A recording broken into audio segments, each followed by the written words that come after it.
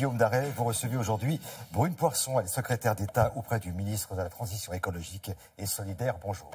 Absolument, c'est l'un de ces nouveaux visages de la politique version Emmanuel Macron. Ascension est claire, puisque 3 jours après avoir été élue députée, elle se retrouve au gouvernement, aux côtés de Nicolas Hulot. Elle gère aujourd'hui des dossiers extrêmement importants. Elle est tout de suite mon invitée.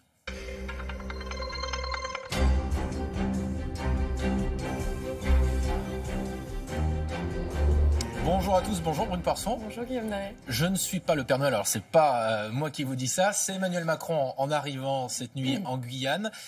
Est-ce que c'est pas prendre un petit peu à la légère le malaise des Guyanais? On voit qu'il y a eu des affrontements cette nuit entre manifestants et forces de l'ordre. Je crois que c'est exactement le contraire. Vous savez, quand vous voulez agir et changer les choses, ça commence déjà par ne pas prendre les Français, où qu'ils soient, pour des idiots. Et c'est ce que le président a fait et veut faire.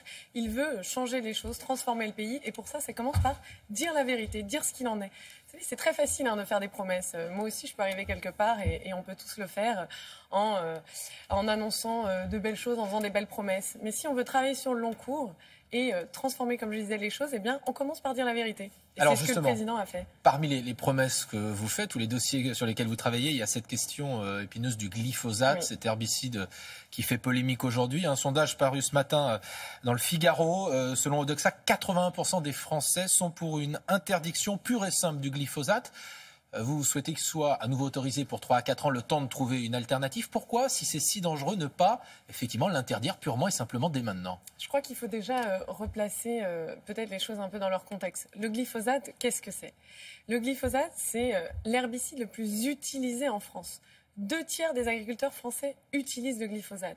Dans ces conditions-là, ça veut dire que c'est un élément essentiel, clé pour la viabilité économique de leurs exploitations agricoles. Mais les consommateurs de l'autre côté, ils ont cette inquiétude, ils disent on nous dit que c'est dangereux, pourquoi ne pas l'interdire? Et absolument, et ils ont raison, et il faut que le principe de précaution s'applique. Et c'est ce que nous nous attachons à faire au sein du gouvernement, c'est ce que nous avons fait. Vous savez, je crois qu'il faut peut-être revenir sur ce qui s'est passé à Bruxelles.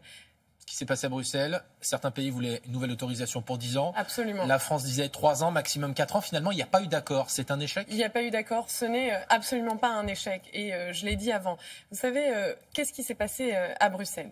Il s'est passé que la Commission européenne a convoqué autour de la table des représentants de l'ensemble des pays européens. Elle a proposé 10 ans. Il y a eu un premier tour de table, pas de majorité. La Commission européenne a ensuite proposé 5 ans. Nouveau tour de table, pas de majorité. Eh bien, ce que ça veut dire, c'est que nous nous sommes battus et nous avons mobilisé l'ensemble de nos partenaires européens pour les alerter sur justement la dangerosité du glyphosate. Et ce que nous avons voulu et ce que nous avons réussi à obtenir, c'est que nous n'autorisions pas le glyphosate pour 10 ans et pas non plus pour 5 ans. Et ça, je crois qu'il faut le saluer.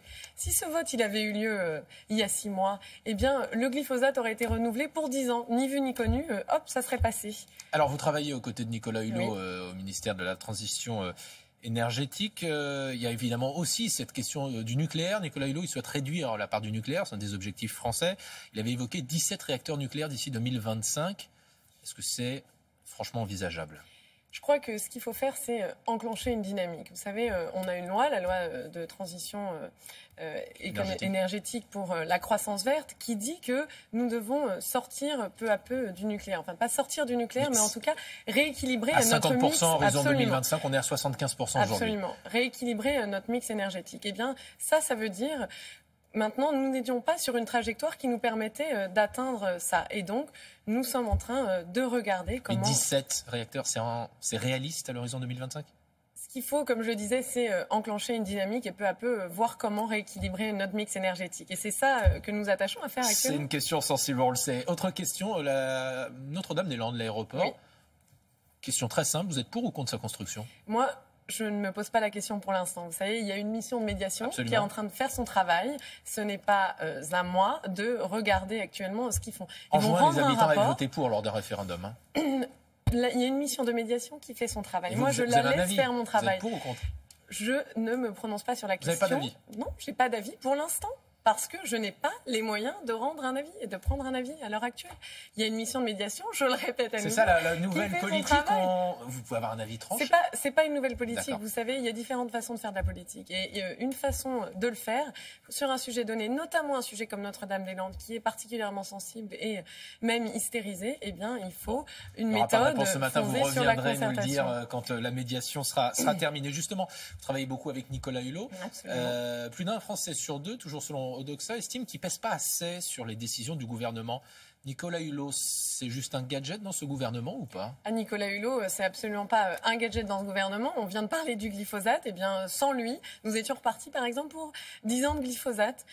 Sans lui, il y a énormément de choses qui ont été mises en place actuellement, comme par exemple des mesures en faveur de certains des foyers les plus vulnérables pour accélérer la transition énergétique qui ont été mises en place. Sans lui, ça n'aurait pas été mis en place. On annonce tous les 4 matins son départ du gouvernement, on dit qu'il se sent mal à l'aise. C'est ce que vous ressentez, vous savez, moi je vais reprendre son expression, c'est une légende urbaine, mais c'est bien, elle tourne, il en faut parfois des légendes. Mais moi je travaille avec lui au quotidien, je peux vous dire que Nicolas Hulot, il est fondamentalement utile et il se sent surtout utile. Vous avez rencontré plusieurs, je crois, de vos prédécesseurs, vous avez discuté notamment avec Ségolène Royal.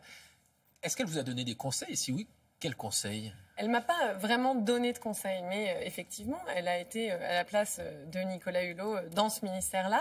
Et c'est, comme je l'ai dit, une personne de combat. Et je crois que dans notre ministère, il y a des combats parfois à mener. Et oui, j'ai appris en parlant avec elle. Alors vous êtes à La République En Marche, absolument, qui aura probablement un nouveau, peut-être pas patron, parce qu'on sait que le patron de La République En Marche c'est Emmanuel Macron, mais un nouveau leader, probablement Christophe Castaner. Oui. Est-ce qu'il peut être délégué général du mouvement et en même temps, si j'ose dire, rester au sein du gouvernement ou pas?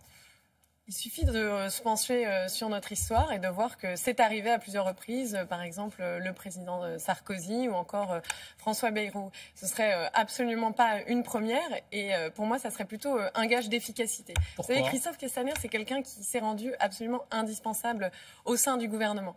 C'est quelqu'un aussi qui fait l'unanimité chez les marcheurs. Il est là depuis le début. Il a montré un engagement sans faille pour ce mouvement. Et ça, je crois qu'il faut le reconnaître. Vous êtes favorable à ce qu'il reste au gouvernement? Moi, je suis étant à la tête du mouvement. Absolument. Je pense que c'est ainsi qui continuera à être le plus utile. Et puis il y a quelque chose aussi. C'est pas un cumul, une sorte de, même si c'est pas un mandat, une forme de cumul des mandats. À un moment où on dit on veut renouveler la vie politique. Moi, je parlerais plutôt de cumul d'efficacité. Et il y a aussi quelque chose que je voudrais rajouter et dont on ne parle pas suffisamment. Vous savez, Christophe Castaner, il a fait campagne pour les régionales dans la région PACA. Il a fait campagne nuit et jour. Il a été extrêmement impliqué. Et finalement, il a pris la décision extrêmement courageuse de se retirer pour faire barrage au Front National. Et de soutenir Christian Estrosi, et ça, de se retirer pour faire barrage au Front National. Et ça, il n'y en a pas beaucoup des hommes politiques qui font ça, et on n'en parle pas suffisamment. Et ça, je crois que c'est aussi un gage de très profonde densité, et c'est ce dont nous avons besoin pour diriger un mouvement, par exemple, comme La République En Marche, et c'est ce dont nous avons besoin aussi au sein du gouvernement. Merci beaucoup, Brune Poirson. C'est à vous, Thierry. Merci beaucoup, et bonne journée, et bon week-end.